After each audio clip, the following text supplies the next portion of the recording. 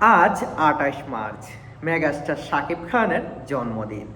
Megastar Shakib খানের জন্মদিনকে কেন্দ্র করে চিত্রনায়িকা শবনম বুবলির আয়োজন কী ছিল এবং চিত্রনায়িকা শবনম বুবলি অপু বিশ্বাস থেকে এগিয়ে নাকি পিছনে, আজকে এ বিষয় নিয়ে কথা বলবো। আজ বিকালে চিত্রনায়িকা শবনম বুবলি তার ভেরিফাই ফেসবুক পেজে একটি পোস্ট করেন। সেখানে শাকিব খান এবং তার ছেলের একটি ছবি শেয়ার করে তিনি লিখেছেন হ্যাপি বার্থডে দিয়ে লাভ ইমোজি দিয়ে ডট ডট লিখেছেন। সেখান থেকেই অনেকেই অনেক মন্তব্য করেছেন। অনেকেই বলছেন আপা আপনার সমস্যা কি, আপনার কি হয়েছে, এত দেরিতে জন্মদিন উইশ করার কারণ কি। অপরদিকে চিত্রনায়িকা অপু বিশ্বাস তিনি রাত পুহাতে ঠিক ১২টা যখন বাজে তখন তিনি তার ভেরিফাই ফেসবুক পেজের স্টোরিতে একটি ছবি শেয়ার করেন। সেখানে দেখা যায় শাকিব খান অপু বিশ্বাসকে নিয়ে ডান্স করছেন আর ব্যাকগ্রাউন্ডে বাজছে হ্যাপি বার্থডে টু ইউ। কিন্তু অপু বিশ্বাস তার ভেরিফাই ফেসবুক পেজে আনুষ্ঠানিকভাবে কোনো পোস্ট করেননি বা কোনো কিছু শেয়ার করেননি। কিন্তু হঠাৎ করে অপু বিশ্বাস আর শবনম বুবলির এরকম পোস্ট করার কারণ অনেকেই জানতে চাচ্ছেন।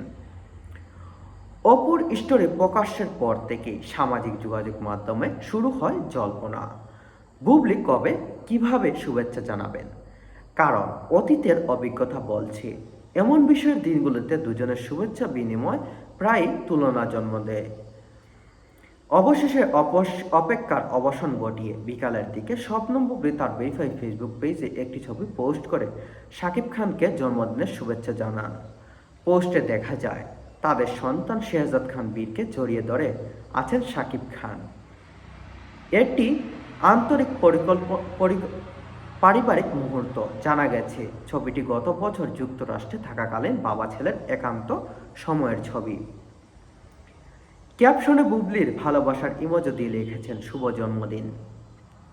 তবে পোস্ট প্রকাশের পরপরই ভক্তদের প্রতিক্রিয়া ছিল চোখে পড়ার মতো। ১ ঘন্টার মধ্যে ১৪,০০০-এর বেশি রিয়েকশন, ৮০০-রও বেশি মন্তব্য জমা পড়ে। অনেকেই মন্তব্যের প্রশ্ন তুলেন বুবলি দেরিতে শুভেচ্ছা জানানোর বিষয়টি নিয়ে। সাবা রহমান নামে একজন লিখেছেন তাই বলে এত দেরিতে কেন আপা। আফরোজা লিখেছেন আপনার সমস্যা কি। সব কিছু মিলিয়ে সময়ের হিসাব স্পষ্ট। অপু বিশ্বাসের প্রথম শুভেচ্ছা জানিয়েছেন আর কিছুটা সময় নিয়ে নিজের মতো করে ভালোবাসা প্রকাশ করেছেন শবনম বুবলি।